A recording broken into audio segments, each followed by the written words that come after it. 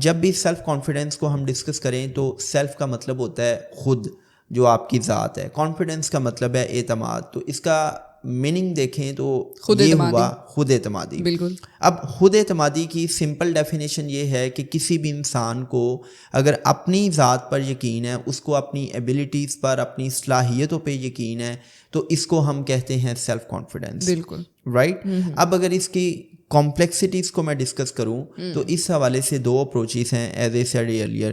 جو اس میں western psychologist کی اپروچ ہے، وہ اپروچ یہ کہتی ہے کہ جب ایک انسان صرف اور صرف اپنی ذات، اپنی ایبلٹیز، اپنے پوٹینشلز کے بلبوتے پہ خود کو امپورٹنٹ سمجھتا ہے، اس کے اندر اپنی ایبلٹیز، اپنی اسٹرینگتھ کی بنیاد پر ایک sense of self worth develop ہوتی ہے.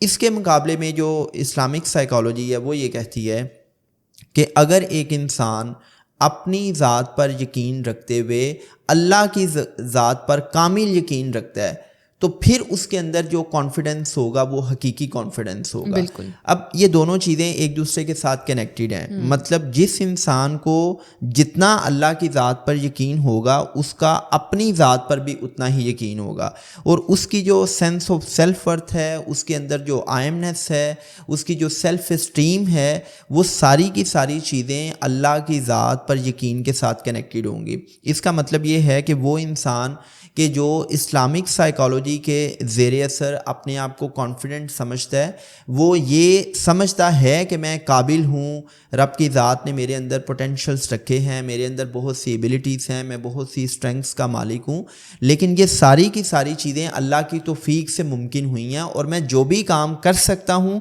میں جو بھی کام کروں گا وہ میں اللہ کی توفیق سے، اللہ کی مرضی سے کروں گا. تو اس کا مطلب یہ ہے کہ اس کا اللہ پہ توکل، اللہ پہ یقین پہلے ہوتا ہے، اور اس کے بعد یہ جو اللہ پہ توکل اور یقین ہے یہ اس کی ذات کے اندر بھی نرچر ہوتا ہے. بالکل. اس کے جو فطری پوٹینشلز ہیں ان کی جو نرچرنگ ہے وہ اللہ کے اوپر یقین سے ہوتی ہے. بالکل. تو یہ اسلامک پیراڈائم میں اس کی ڈیفینیشن ہے. جی. تو اگر میں اس کو مزید سمپلیفائی کروں تو سمپل از دس کہ بھائی جو ویسٹرن سائیکالوجسٹ ہیں وہ کہتے ہیں کہ بھائی ایک بندہ اپنے بلبوتے پہ، اپنی ذات پر، اپنی صلاحیتوں پہ یقین رکھتے ہوئے جب زندگی میں گرو کرتا ہے تو یہ اس کا سیلف کانفیڈنس ہے.